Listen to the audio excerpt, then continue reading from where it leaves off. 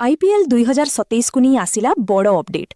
Tournament शीघ्र आरंभ हेबो, मेगा ऑक्शन रे बड़ परिवर्तन आउ 94 मैच हेबो कि?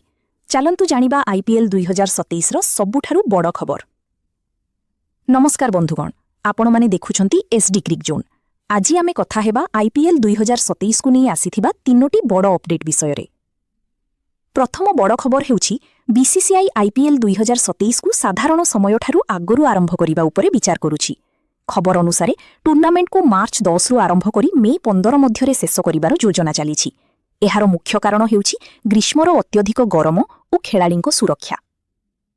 द्वितीय बड़ अपडेट हेउछि आईपीएल 2027 रे मैच संख्या बढ़िबो नाही।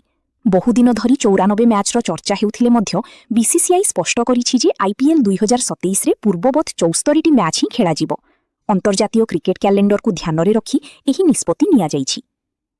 तृतीय बड़ अपडेट हेउछि आईपीएल 2027 मेगा ऑक्शन।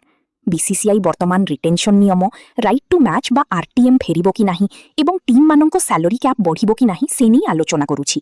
तेबे एही नियम गुड़िक एपर्यंत अंतिम होई नाही। एही सबु निष्पत्ति हेबा परे फ्रांचाइजी माने निज रिटेंशन प्लान प्रस्तुत करिवे, जहां मेगा ऑक्शन को आहुरी रोमांचकर करिपारे। तेबे बंधुगण, आईपीएल 2027 को नहीं आपणक सबुठारु बड़ एक्सपेक्टेशन कोन? कमेंट्री निश्चय जणांतु।